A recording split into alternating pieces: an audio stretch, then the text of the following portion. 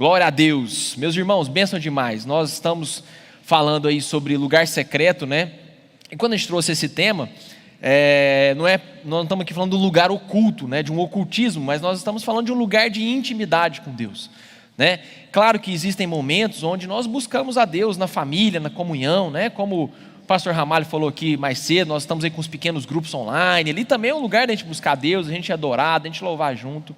Mas existem momentos na nossa vida que nós precisamos de fato se retirar em oração, em buscando a Deus, em conhecê-lo a Deus em um lugar secreto, um lugar onde a gente conhece ao mais íntimo do nosso Senhor e do nosso Pai, aquele que é Deus, mas que buscou ter uma relação conosco de pai e de filho.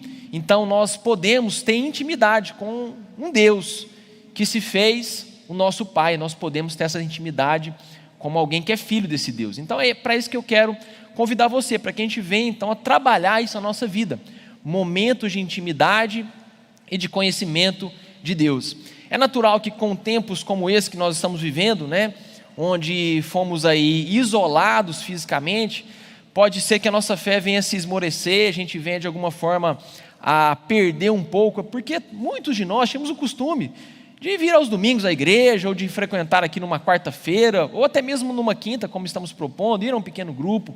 A gente acaba se acostumando com isso. Chegar aqui, tomar um café, receber os irmãos, abraçar, e isso a gente acaba desfrutando ali da família de Deus, e acabamos desfrutando também dessa comunhão com Deus, por meio de tudo isso. No momento onde estamos isolados, a gente acaba não tendo mais esse costume, e estamos aí muito se acostumando ainda com a plataforma online, né? De ligar um culto, né? Quem já pensou nisso? É ligar um culto na TV, sentar e ali, prestar atenção e colocar a família, né? Como é desafiador isso.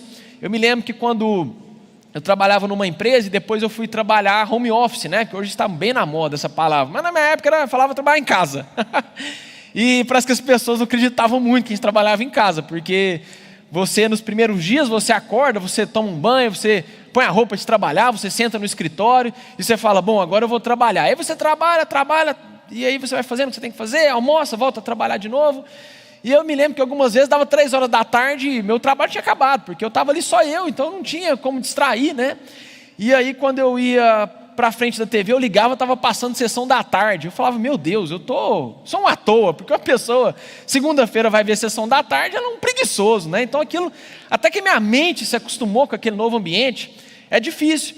E é normal que depois de um tempo, aí você já não começa jamais a pôr o uniforme de trabalhar, você já começa a trabalhar de short, e vai piorando, né, irmão, de cueca, até que enfim você já está assim, mal habituado, né? Então, se a gente não faz um esforço em certos aspectos, a gente pode correr o risco de perder essa questão, essa comunhão. E é sobre isso que nós queremos trabalhar e sermos trabalhados em Deus. Nós temos falado dessa questão sobre a intimidade com Deus, e isso é muito importante a gente ressaltar, porque mais do que conhecer a Deus, mais do que se aproximar de Deus, nós precisamos conhecê-lo no seu íntimo. Mais do que conhecer quem Deus é, a gente precisa conhecer aquilo que é a vontade de Deus, o plano de Deus e o coração de Deus no seu mais profundo. Isso é muito complexo. Isso não se faz em uma conversa de 10 minutos, isso não se faz numa leitura de um versículo a cada 6 meses. Isso precisa de uma dedicação, isso precisa de discernimento, isso precisa de uma rotina de experiências e vivências com Deus.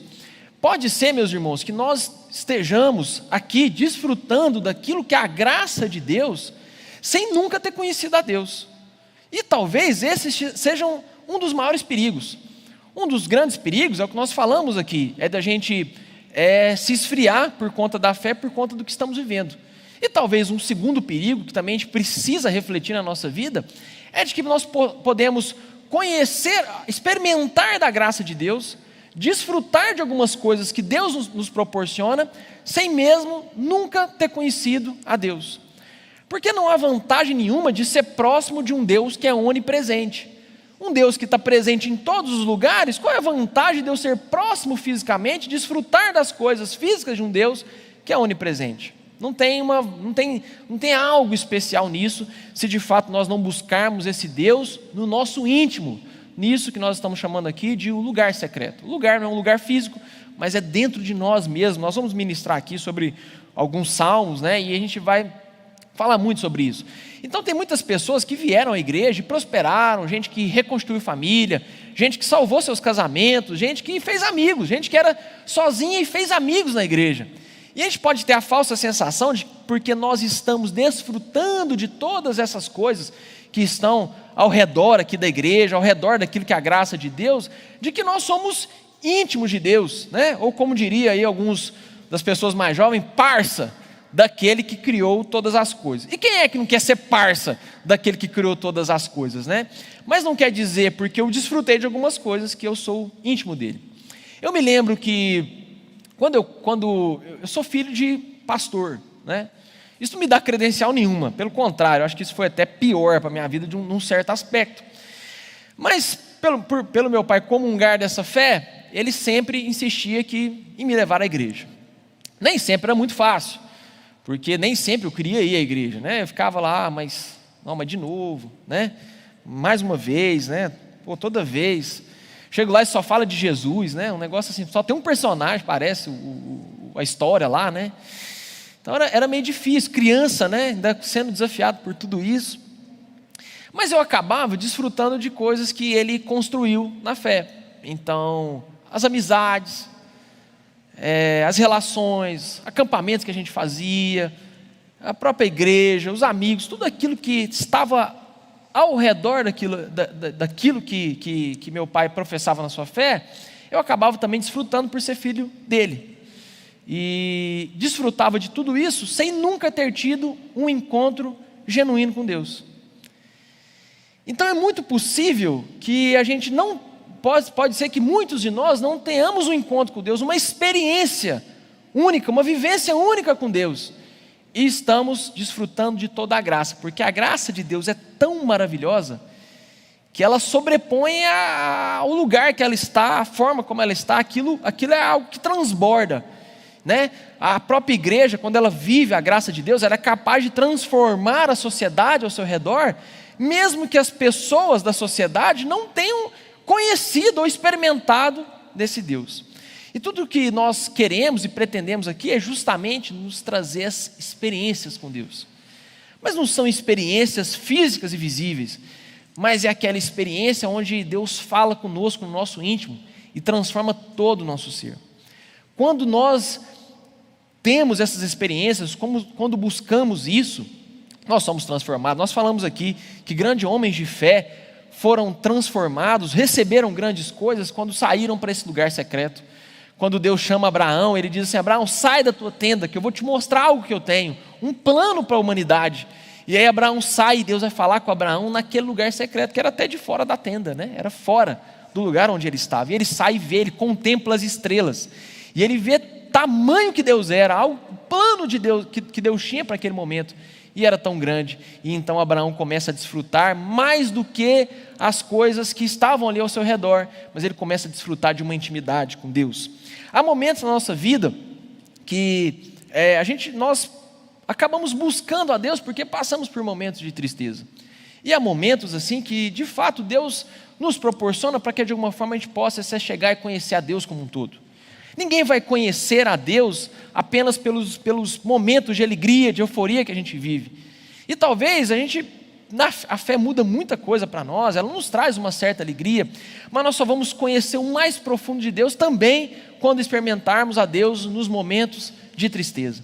Porque Deus está não só na alegria, mas Deus está também quando estamos chorando, quando estamos abatidos e quando estamos tristes. E talvez, irmãos, tudo que a gente queria era experimentar um Deus em momentos de alegria, em momentos de euforia, mas nem sempre é assim, a gente sabe que não é possível assim, ser assim o tempo todo. O grande desafio, talvez, das nossas vidas, seja justamente poder passar por várias circunstâncias sem ser abalado em nossa fé. Então, se eu pudesse fazer uma comparação com isso, é como se fosse um carro com um amortecedor, onde o amortecedor ele faz esse papel de contrabalancear. Então, quando você passa num buraco, ele não vai sentir tanto, o carro não vai sentir tanto, a não ser se você tem um Uno, igual eu tenho, aí você vai sentir bastante. Caso não seja um outro carro com um amortecedor melhor, você vai sentir menos. Quanto melhor o amortecedor, menos você sente as variações que a viagem te proporciona. Então é como se essas experiências com Deus também elas fossem melhorando. Vou fazer uma comparação muito pequena em cima do que Deus é, mas só para a gente entender. É como se elas fossem melhorando o amortecedor que está no nosso carro. Então nós vamos sendo capazes de aguentar melhor a viagem sem variação de humor, sem variação de emoção. Não é que a gente está ausente das emoções, mas é porque aquilo agora, aquela experiência começa a não me abalar mais quando me abalava anteriormente. Então, quando a gente passa pelas primeiras tristezas, eu não sei se vocês aí já tiveram essa experiência de às vezes ver um adolescente chorando por conta de namorado e namorada. E a gente olha isso, não é verdade, irmão? Você olha e fala assim, nossa, rapaz, se ele soubesse, não é? Se ele soubesse, né? O que é isso aqui? Ele não ia chorar, tem tanta coisa que tem 3,5 bilhões de homens no mundo, ou 3,5 bilhões de mulheres no mundo, né? Fica chorando por causa dessa. E parece que aquilo é a vida dele, né? E é só essa que me interessa. E aí mas aquela experiência é importante, ele passar por aquilo. Antes eu julgava, eu ficava achando aquilo, eu fazia até deboche. Mas hoje eu vejo como aquilo é importante. Como aquilo é importante. Eu contei uma história aqui uma vez, acho que ela vale, de uma adolescente de 17 anos que chegou para o pastor e disse assim, olha pastor, eu já ouvi de Cristo, eu sei que Deus me ama, eu sei que, olha, eu conheço a fé, eu estou nisso aqui, eu sou convertido, eu batizei, eu já tive experiência com Deus. Mas apesar de tudo isso, eu não sei porquê, nenhum menino nunca me chamou para sair. E eu, no primeiro momento, quando eu ouvi essa história, eu falei, nossa, que coisa ridícula, né? Nossa, menina falando de namorado. Mas depois eu fui falando, essas são as primeiras experiências dela com Deus. As primeiras frustrações, isso faz parte da formação, essa tristeza que ela está sentindo faz parte dessa formação dela. E ela só vai descobrir isso se ela encontrar uma intimidade, um lugar secreto com Deus e chorar diante do Senhor. E dizer, Deus, por que isso acontece só comigo? Por que as minhas amigas, elas encontram pessoas para sair? Por que acham elas bonitas? E por que comigo é assim? E depois, o que vai acontecer? Ela terá outras tristezas, e tudo isso vai fazendo parte da formação do caráter de Cristo em nós. Então lá em Salmos, vamos abrir aí, lá em Salmos, no Salmo 43, nós vamos ler o último versículo, Salmo 43, verso 5, se você puder abrir sua Bíblia ou ligar ela, para que a gente fale sobre isso. Eu estou começando aqui a ler o texto, mas não estou começando a mensagem não, viu, irmãos? Pode ficar tranquilo que eu já falei uma parte dela aqui. Não, às vezes o cara fala, nossa, aí foi só a introdução. Não, nós já andamos aqui um tanto. Mas a gente vai ler o texto aqui na metade. É porque às vezes a gente lê antes, às vezes a gente lê depois. Salmos 43, verso 5, diz assim, por que estás abatida, ó minha alma? Por que te perturbas dentro de mim? Espera em Deus, pois ainda o louvarei a Ele, meu auxílio e Deus meu. O salmista aqui está sendo muito transparente com Deus.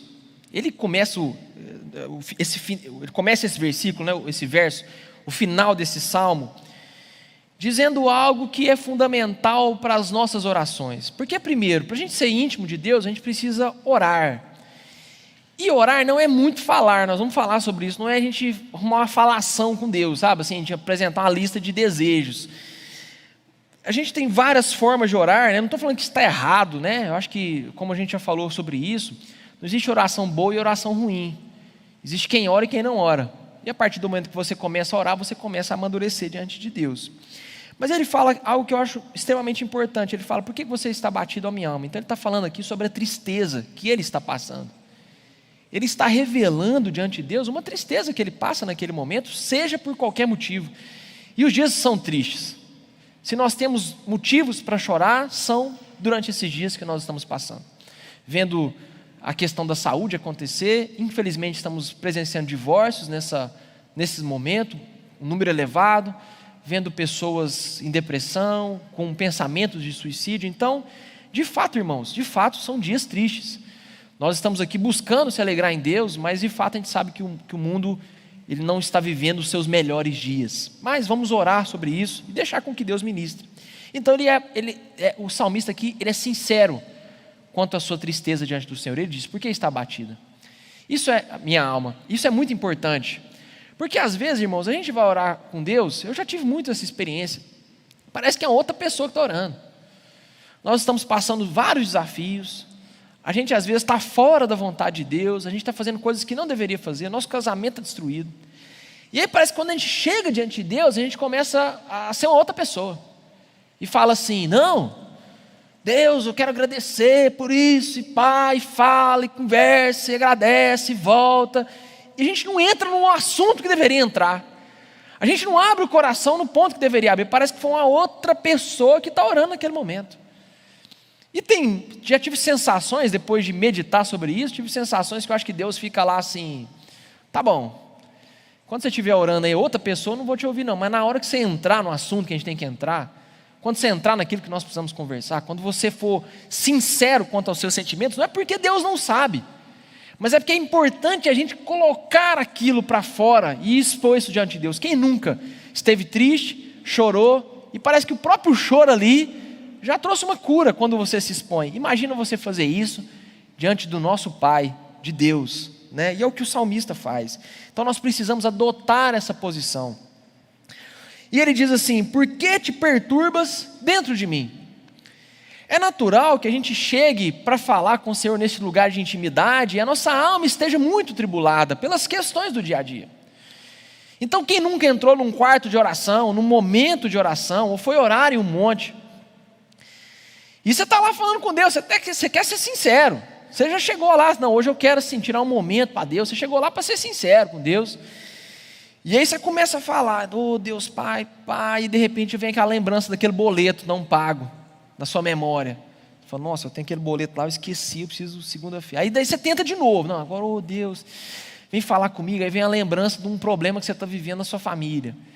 Então nossa alma, ela é muito atribulada, porque a gente passa por muitas coisas, ela é turbulenta. Então é natural, irmãos, que a gente vai entrar diante de Deus no sentido não físico, ok? No sentido de que vamos buscar essa comunhão com Deus, essa intimidade com o nosso Pai, e a nossa alma esteja lá borbulhando dos problemas, das ansiedades, das aflições. Então é importante que antes de qualquer coisa a gente fala: aquieta-te, alma. Então ele fala aí, né? Por que você está perturbada?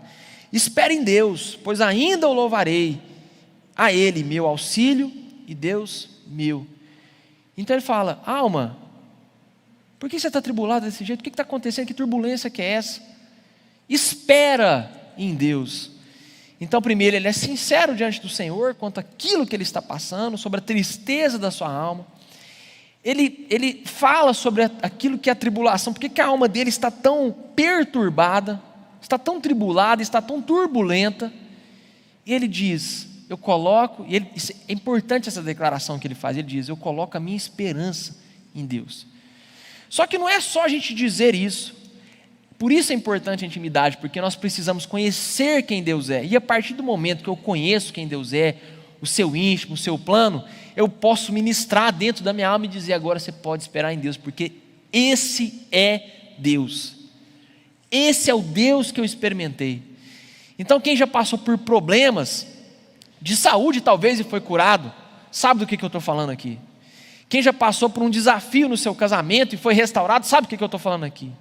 Gente que estava diante do impossível e Deus fez uma obra, sabe do que eu estou falando aqui. Porque quando a gente experimenta desse Deus, não só da cura que eu estou falando, mas de um toque íntimo do Senhor, e você sente que Deus naquele momento está falando com você, você tem mais condições, porque você experimentou, você conheceu na palavra e viveu essa palavra. E a partir do momento que nós fazemos isso, nós podemos falar assim: eu espero em Deus. Então quanto mais nós vamos caminhando em fé, mais a nossa alma é capaz de esperar em Deus. Só que nós precisamos fazer isso num lugar íntimo. Eu quero ler um outro salmo, para a gente ser ministrado também. É muito interessante, porque os salmos eles são uma ministração, né? Daquilo que Deus quer falar conosco, e de fato aqui é uma oração, são cânticos, são louvores, são momentos de intimidade com Deus, os salmos, né? Eles falam muito sobre isso. Então no Salmo 77, se você for um pouquinho mais adiante aí na palavra, é muito interessante. Ele diz assim: eleva a Deus a minha voz e clamo, eleva a Deus a minha voz para que me atenda. No dia da minha angústia, procuro o Senhor. Erguem-se as minhas mãos durante a noite e não se cansam. A minha alma recusa consolar-se. Lembro-me de Deus e passo a gemer. Medito e me desfalece o espírito. Não me deixes pregar os olhos. Tão perturbado estou. Olha aqui ele falando da perturbação da alma dele. Que nem posso falar. Penso nos dias de outrora. Trago a lembrança, os anos de passados tempos. De noite indago o meu íntimo e o meu espírito perscruta. Rejeito ao Senhor para sempre? Acaso não torna a ser propício? Lembra que falamos sobre a questão do ser propício na semana passada? Cessou-se perpetuamente a sua graça? Caducou a sua promessa para todas as gerações? Esqueceu-se Deus de ser benigno? Ou na sua ira terá ele reprimido a sua misericórdia? Então disse eu: isto é a minha aflição, mudou-se a destra do Altíssimo. Aqui ele vai falar, o salmo aqui, depois vocês podem ler, ele vai falar, é uma conversa, que ele está, quase uma conversa aqui íntima, né, que ele está tendo com Deus. Mas o mais importante aqui, primeiro, ele fala dessa questão da perturbação da alma, né? Ele está falando, tudo isso aí é o que está passando na minha alma, parece que Deus não está me ouvindo. E ele fala de um ponto aqui que eu acho muito interessante, que ele diz assim: eu estou chegando diante de Deus, e tão perturbado estou que eu não consigo falar, eu não tenho palavras para expressar algo diante do Senhor. E meus irmãos, eu acho isso tão importante, porque nós temos uma tendência a achar que intimidade com Deus é a gente falar muitas coisas. Eu me lembro que às vezes a gente ia orar, e parecia mais do que uma oração, parecia uma narração de jogo de futebol via rádio. Sabe aquelas narração corrida? Parará, em nome de Jesus, amém. Aquilo assim, muito rápido, né? E parece que a gente às vezes quer acabar com aquela situação rápido. E aqui o salmista diz que ele chega diante de Deus e às vezes ele não consegue nem falar. Vão ter dias de tristeza na nossa vida que a gente não vai conseguir expressar as palavras diante do Senhor. E você pode ficar tranquilo, que você não precisa fazer isso todas as vezes. Basta que você se retire nesse lugar secreto e fica sem falar mesmo. Deixa com que a sua alma se acalme e ouça a Deus. Não é pelo muito falar que vem a fé, mas a fé vem pelo ouvir, e ouvir a palavra de Deus. Vão haver dias que você vai precisar ler um versículo, ler um texto, parar, refletir, sentar, ter um momento de solitude. Solitude é diferente de solidão. Solidão é quando você se isola por interesses próprios. Solitude é quando você se retira para de fato concentrar naquilo que é importante. Então vão ter momentos de solitude, isso é muito importante. Meus irmãos, você já viu criança vira para você e fala assim: pai, eu não tenho nada para fazer. No interior a gente fica assim: nossa, bem eu queria também não ter nada para fazer. Ah, não tem nada para fazer, não tem nada. Aí a gente fica assim: vai jogar um videogame, vai fazer isso, vai jogar uma bola, vai soltar uma pipa. E eu estou aprendendo diferente agora. Eu falo assim para os meus filhos, para o mais velho, né? O mais novo ainda não entende. Eu falo assim para ele: fica sem nada para você fazer, vai ficar quietinho, vai ouvir seu interior aí, deixa Deus falar com você. Você não precisa falar muitas coisas, você não precisa ficar fazendo algo o tempo todo, você não precisa ter um entretenimento o tempo todo. O que é a nossa tendência? A gente está sem entretenimento? Fala, isso aqui não é verdade, a gente vai comer. Eu vou comer, aí tem um doce, eu como doce, aí tem um pacote de bolacha, eu cabo com aquele pacote de bolacha. É ou não é a quarentena aí? É ou não é, irmãos?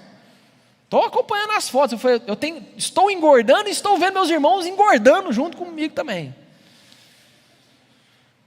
Ontem a gente fez um jantar, eu falei para minha esposa: minha roupa está encolhendo durante o jantar, tanto a gente vai, e a gente vai sendo afligido, e você vai vendo assim, de repente, meus meninos em casa agora nessa quarentena, de repente acabou a despensa, né? Você fala: nossa, parece que eu tinha comprado um tanto de coisa, vocês virou fã agora de bolacha.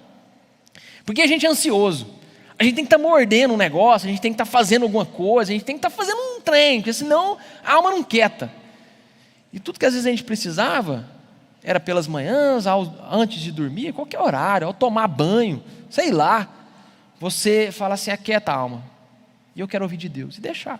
Aí vai vir um monte de coisa, vai vir uns problemas, vai vir tudo aquilo. E aí você deixa aquela ansiedade passar, e quando tu estiver na calmaria, você vai conseguir então ouvir com mais clareza a Deus. Apresentar as nossas tristezas diante do Senhor, o nosso choro, não é um pecado. Ninguém está triste, ninguém pecou e está triste, não é isso. Não é, a tristeza nem sempre está relacionada ao pecado, não é? Elas não têm uma relação que elas vão andar juntas, não.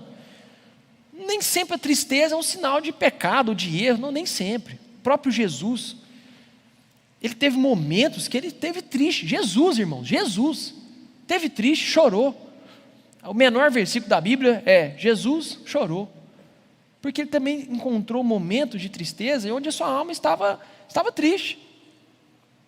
Então, quando ele vai à cruz, quando ele perde o seu amigo, então há momentos lá, ele não estava triste porque estava lá, nossa, eu não queria ter ido para a cruz, não era isso, mas a situação era triste.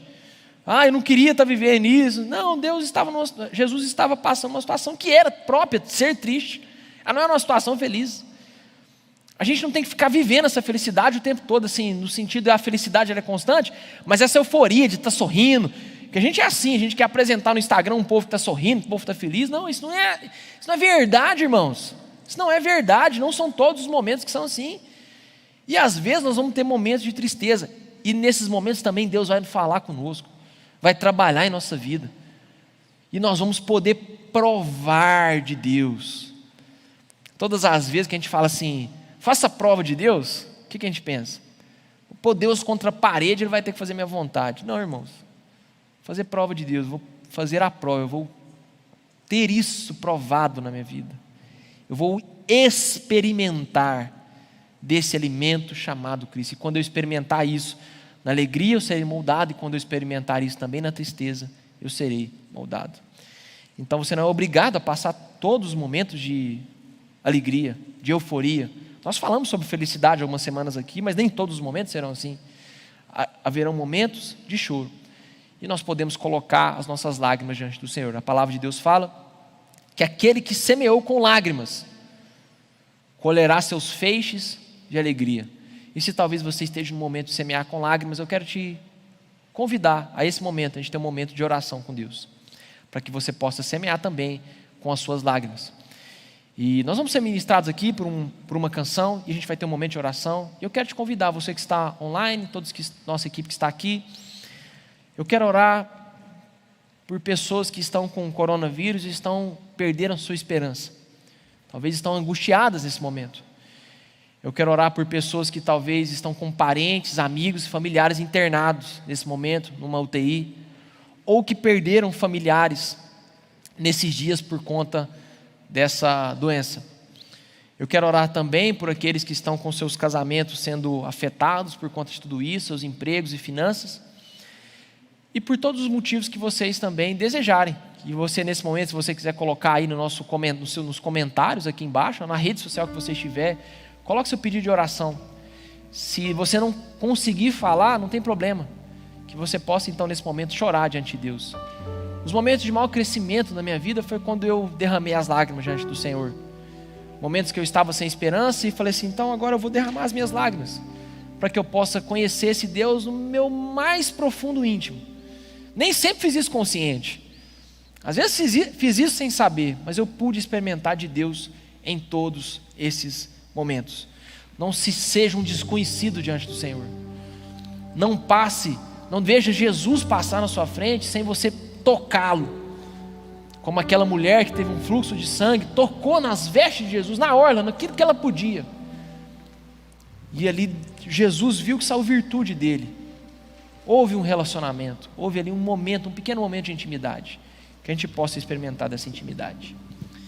Se você quer ser íntimo de Deus, coloque o seu coração diante do Senhor. Se você nunca teve uma experiência com Deus, viva, real, peça a Deus neste momento, Deus, eu quero experimentar do Senhor. Eu quero provar desse alimento. Senhor, nós estamos aqui, ó Pai, o nosso Pai, como filhos do Senhor, ó Deus,